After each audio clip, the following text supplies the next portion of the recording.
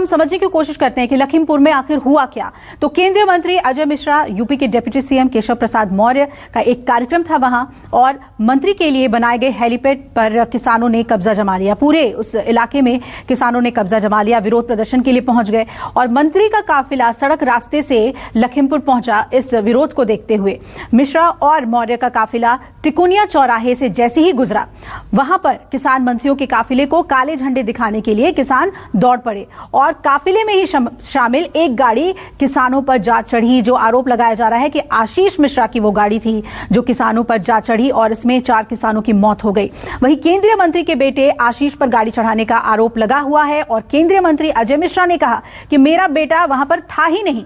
साथियों की मौत देख किसानों का गुस्सा फूट पड़ा और उसके बाद किसानों ने आशीष की गाड़ी सहित 2 गाड़ियां वहां मौके पर फूंक डाली। 3 गाड़ियों के जले जाने के बाद 4 और लोगों की मौत हो गई और इस तरीके से लखीमपुर खीरी में 8 लोगों की मौत हो गई।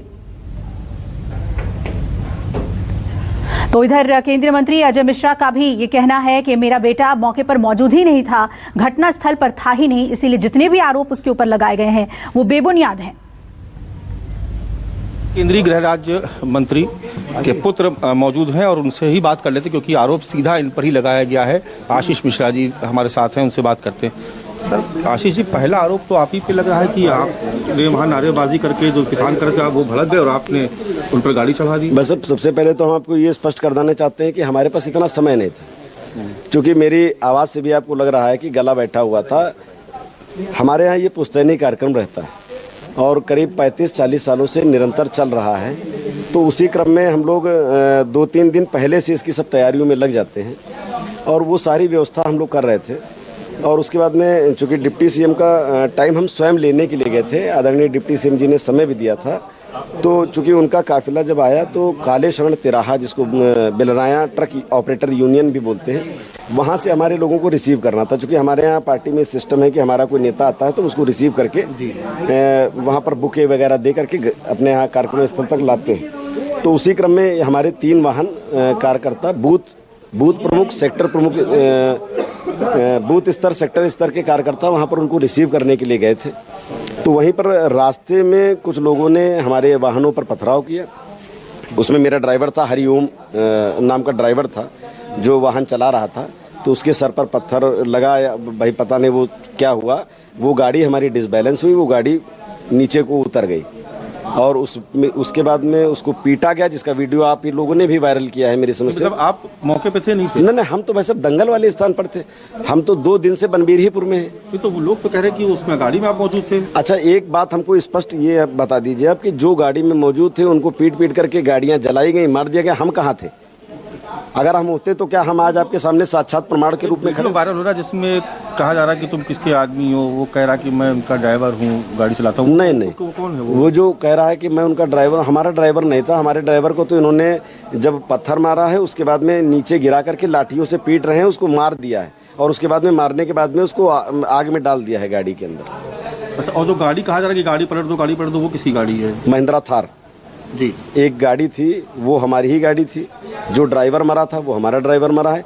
4 कार्यकर्ता, भाई साहब, पुष्टि हो चुकी है, भारतीय जनता पार्टी के 4 कार्यकर्ताओं को मार दिया है वहाँ पर। क्या लग रहा है, क्या वजह हो सकती है? अचानक कैसे उग्र हो गए?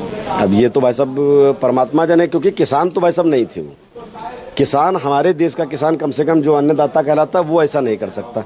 किसान के उसमें कुछ अराजकता तो निश्चित रूप से गए होंगे।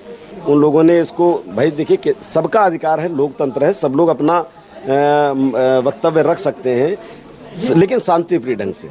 भाई वहीं पर हमारा कार्यक्रम चल रहा था, 2,500 से 3,000 कार्यकर्ता वहाँ पर पब्लिक इकट्ठा थी। अगर मान लीजिए ऐसा कहीं कोई बात होती तो फिर वहाँ तक भी असर होता ना। मैं तो पूरा सुबह 9 बजे से लेकर के शाम को अंतिम समय तक का, फाइनल कुश्ती कराने तक का मैं वहाँ था। उसमें एक सवाल था कि कल बहुत बड़ा जमावड़ा होने जा रहा है। राकेश टिकैत भी पहुंच रहे हैं, अखिलेश यादव, सतीश मिश्रा, चंद्रशेखर, बहुत सारे, प्रियंका गांधी आ रही हैं जी। क्या लग रहा है कि ये तो पूरा एक मामला ही पलट गया, तो किसान विरोधी शामिल कर दी? बता दीजिए आपको क्या किसानों की हत्या की? देखिए, हमारा सीधा कहना है कि जो भी सरकार आए या जो भी लोग आए, केवल मेरा इतना कहना है कि आप लोग एक बात पर रहिए कि निष्पक्ष जाँच हो। निष्पक्ष जाँच में जो भी दोषी हो उसको दंड मिलना चाहिए। मतलब आप चाहते हैं कि जांच हो जाए इस मामले में? बिल्कुल जांच होनी चाहिए, 100% जांच होनी चाहिए, लेकिन सत्य के साथ जांच होनी चाहिए। हम लोग भारत के रहने वाले सत्य पर विश्वास रखते हैं, सत्य जो हो वो दोषी होना चाहिए।